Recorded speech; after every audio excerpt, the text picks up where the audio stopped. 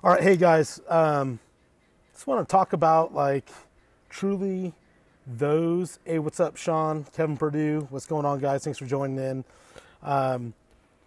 Just like people lying to themselves about their true abilities on what they're capable of. Most people have this misconception of, hey, I got a firearm, I carry, I have a CCW, or I served, whatever. Hey, man, that's all good to go, but really being able to test and measure what your fucking true capabilities are. For all you guys, what's up, Andrew Batista? All you guys that fucking ran the executive protection course in California, we do our standard ZERT ethos and train up in diagnostics where you guys shoot the now drill, right? 7 yards, mag dump in a 12-inch circle, reload one shot. What this does is allow the instructor to evaluate your weapons manipulation skills and your marksmanship at that point. Cadence, reloads, draw, stroke, trigger, reset. From there, what I did was I drug everyone back 25 yards and gave them 30 seconds to shoot a slow fire of 10 rounds on a 12-inch. I call it the Humbler. It's a 25-meter aggregate. What that did was open everyone's eyes. Like, hey man, 25 yards, it's a backyard, it's a shopping mall, it's a parking lot.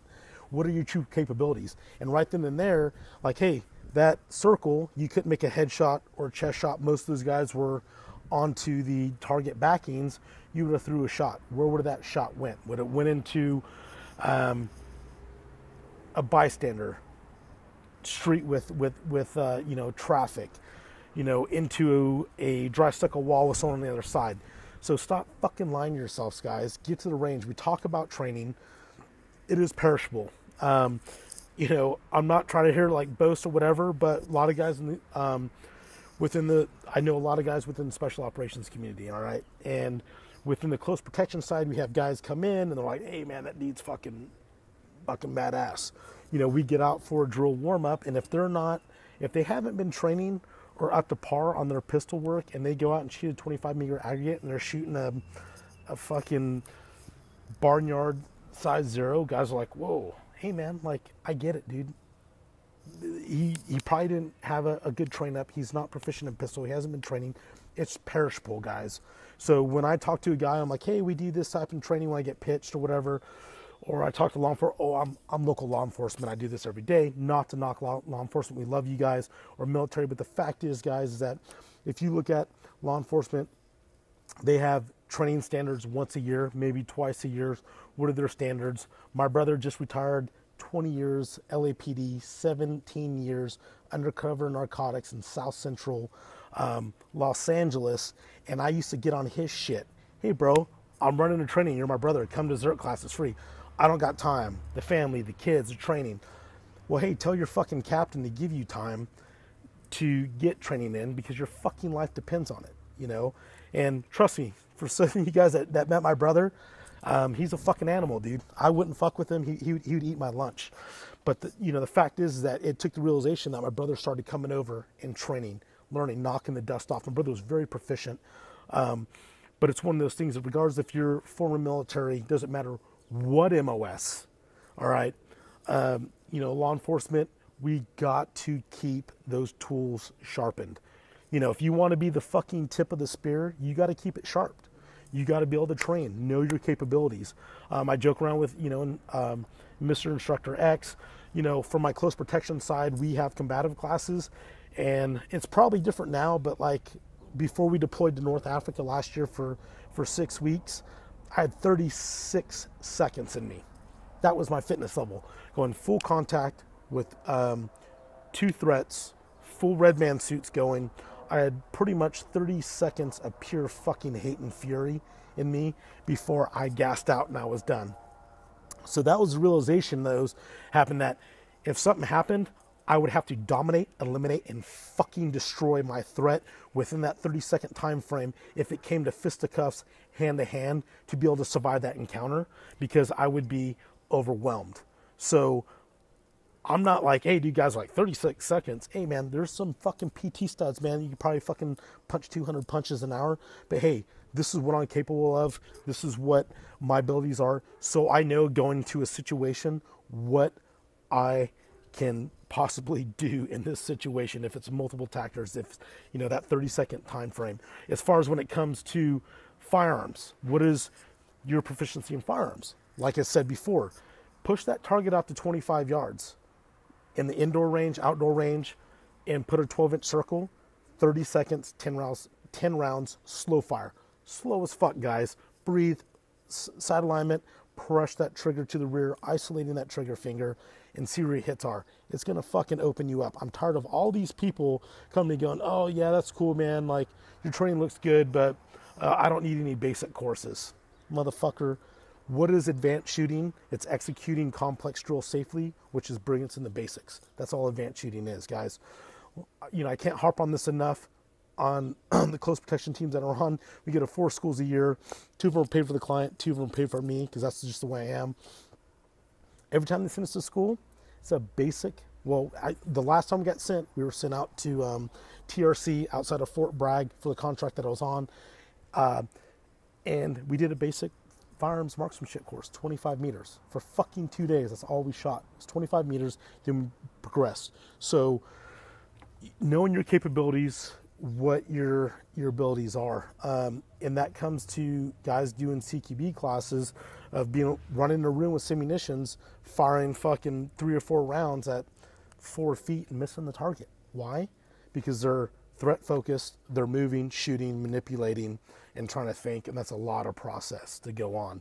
So you need to have that talk with yourself, guys, on what you're really capable of. 100%. And the only reason why I'm venting and doing this is because the fucking people that I talk to that, hey dude, if you're fucking high speed, man, and you can fucking perform on the demand, so be it. You're fucking too cool, but guess what? You started like everyone else. So everyone has to start somewhere. So don't look down on those that are all fucked up or soup sandwiches, because they started somewhere. We all started somewhere. So if you're fucking up here, hey dude, trickle that knowledge down. Now, when I talk about knowledge, I want to talk about theoretical and practical. And those are 2 things that really come into play with, we call about ZERT instructors and cadre. Guys are like, well, I want to put my resume on ZERT. Okay, hey man, that's cool. But the thing is, if you look at our instructor cadre, they have a minimum of 7 years special operational experience, plus a minimum of 1 year teaching at one of their schools within their unit. So that takes the theoretical, all their book work stuff that they learned, they've deployed with it, used it, applied it, and now they come back and they teach from a practitioner standpoint, or practical standpoint. And that comes on the close protection side. We trained up for a big detail in Pakistan, right? And we were fucking, we were rolling, hey, don't bumper lock, screening, moving, doing all this fucking crazy coordinated, synchronized fucking motorcade work, because we were on the road. We had roughly about 80 movements our time there across from Islamabad. I did a cross-country trip through Lahore, through 7 checkpoints. It was a fucking pain in the ass. Guess what happened? All this overt movement stuff in vehicles, screen blocking was shit. We got in the country. We had to bumper lock at high speeds to keep people from coming in. And guess what? Those big bad Suburbans that we were supposed to get, we were too big of a threat and a target. So we were driving fucking little beat up Yaris's and small cars. So that's theoretical from practical. So that's taking what's textbook stuff and modifying it to the practitioner who's done it and applied it. So that's the difference, guys, when, hey, you can be an instructor, right? But if you haven't taught an X amount of classes, you haven't been able to diagnose so many students to be able to make them retain the knowledge and apply it effectively. Instructor chief, warrant officer with U.S. Army Special Forces, with LAPD, almost 20 years, been teaching pistol, shotgun, and rifle at the academy for 15. I brought him in on the shotgun because there's not too many people that know the tactical shotgun, especially on the special operations standpoint, because they only use it for breaching. So from a law enforcement perspective, I brought him in because teaching for over 15 years, You know how much shit he's seen on the range, things that he's dealt with on the range that has dealt with students relaying information, applying it, being more efficient on running training programs. Theoretical, practical, guys. The practitioner is a truly formed practitioner speaks and teaches from experience and pulls the basic fundamentals from the book works to apply that, guys. Now, once again, why, for all you guys that are tuning in, stop fucking lying to yourself 100%, because knowing your true capabilities is the key components to your safety and your family's safety. Like I said, being part of ZERT is being part of a prepared, most importantly, trained and safe community, guys. That's what ZERT's about. What is it in it for you? Hey, when you guys sign up, you get access to the network, access to training, but most importantly, you get access to guys in your community that go out to the range, go out and train. I don't give a shit if you take ZERT training, take other training, as long as you guys are on the range training. Training is better than no training. If you're not training, you're fucking fading 100%, guys. So you need to be doing this. You need to be practicing, preparing. Now, a lot of stuff for military law enforcement may not be applicable to your daily lives, but for instance, the Manus program that we have coming up for ZERT, that is based off of two-man team tactics, surveillance, counter-surveillance, and AK platforms. AK 47 and 74 platforms are not very complex, or they're very simple platforms, but they're very complex to manipulate as far as reloads, etc. But implementing the surveillance, counter surveillance, you guys use that on a daily basis. It's called situational awareness. Know what's going on around you 100%. Hey, thank you for the big shout out, Sean Smith. Hey, also too, man, you know, I want to talk about, why would you take a course twice? Why would you? Guys like, well, I took that course, I'm good. Well, can you apply everything at a subconscious level and execute it properly? If not, take it again, guys. Like I said before, our team that we do, and I keep harping on this because I think it's awesome, because our director that we have, Luke, is a good dude on our team. He's a big practitioner on the basics, and we go through those basic fundamentals. I went to a vehicle tactics course with my team up in Santa Barbara. That was put on by Guerrilla Approach. And I've been in the game for a long time, guys. I've been doing this stuff for almost 17 years. Did I learn stuff? I had a lot of takeaways. But for me, it was going through the motions, working with my team, communicating. We have some new guys on the team. Who's another former Devil Dog, Byron, big shout out. And it was great to start working with the guys, seeing how they're reacting, how they move, and how they interact and manipulate that handgun. Because, hey, we got a new guy on the team, but how can I really gauge his proficiency with firearms, accuracy, or combatives unless we go to the course and we know each other's movements and know what we're doing. So now we go to, when we talk about marksmanship, the NSS, National Shooting Standards. Believe it or not, that drill is not timed. It's marksmanship based, and it's hard for a reason. If it was easy, everyone would pass it. But my biggest component of that is for you to focus on those basic fundamentals, guys.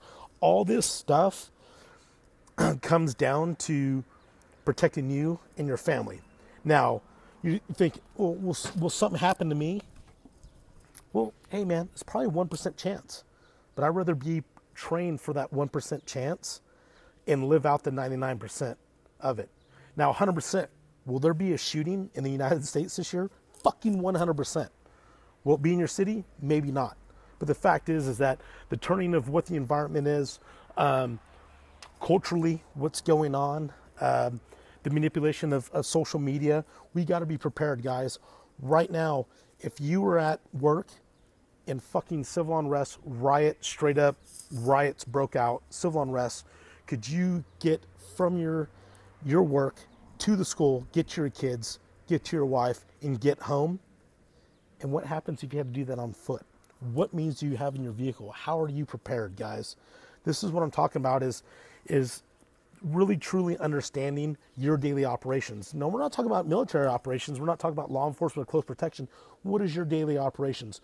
How do you go from to and from to work? What do you have at work? What can happen at work? What do you have in your vehicle to sustain you if you're prolonged at work, or What do you have to sustain tech on foot to get to that school? How do you communicate with the school, with your spouse to get to your child and come back? You know, those are real considerations, guys. So we can talk about all the cool high-speed stuff, all the other stuff, but the fact is that when we talk about ZERT in a whole, the knowledge, the training, the network, I call it the 60, the 60, 30, and 10. 60%, I hope you like it. 30%, I hope you love and cherish it. But the 10% is what I care about, is how you guys implement it.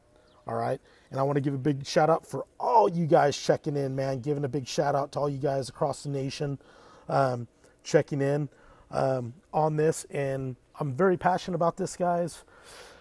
You know, as far as being prepared, knowing how to properly protect your family. Like, oh, if someone fucks with my family, I'm going to jack them up. Hey, man, back that shit up. And what I said before, and I've talked about this in Coffee and Hate, you know, back in 2006, Danny McClan was contracted out with EOD Technologies to run a contract for deploying teams in Iraq during the heyday. So how do we weed out the fakers and the funk? What he did was, there was fucking 40 people in the program.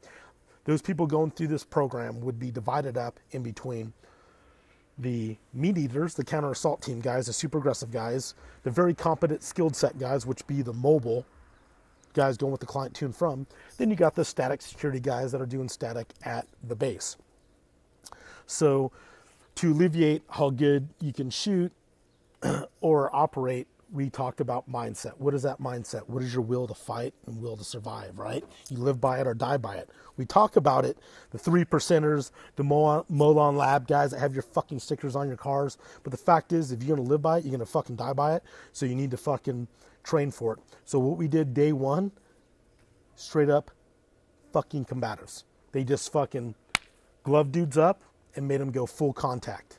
Straight up. Dudes that were probably sound operators and very proficient shooters, some of those guys got ate the fuck up on the mat. Okay? There was dudes that looked like a fucking retarded chimpanzee, you know, on the mat. Weren't very proficient in firearms, but guess what? They can get trained in that. But they had that mindset of they weren't gonna fucking fail. They were gonna get that job. They were fighting for that job. They may not at that time have the skill set, but they had the mindset, right? So having the mindset will supersede your skill set, because you will prevail regardless of that skill set, because you're not going to fail. Skill set can be taught. The only difference between you and special operation guys is a level of training and operational experience. Now, you can build that training and have that training and build it to a subconscious level. So God forbid that time that you do have to use it, you can operate at a subconscious level so you can concentrate on the task at hand, which is tactics, guys. And I'm saying this, I'm speaking, you know, from the heart on this stuff, because this shit does happen. It happens to people, it happens to families. And as much as that you slap stickers and carry the gun and thief it and live this lifestyle, which ZERT is a lifestyle. Fact is, if you're not hitting the range, you're not hitting their mat, you're not dry practicing, or you're not practicing situational awareness, and being cognitive of what's going on around you, you're just like everyone else, man. And I just need to say how it is and need to tell how it's going. And, you know, the key thing is that, hey, well, you know, some of you guys for joining ZERT, what's in it for me? Well, fucking, you know, what's in it for you is taking that 10% of knowledge from the 60, 30, and 10 from ZERT and applying that to your 99% of your life. God forbid you have to use that 1%. All right. So, you know, and with that being said, that 1%, when it comes down to combatives. All right. I've been in the close protection agency, overall security agency for 18 years, primary 12, 13, and close protection.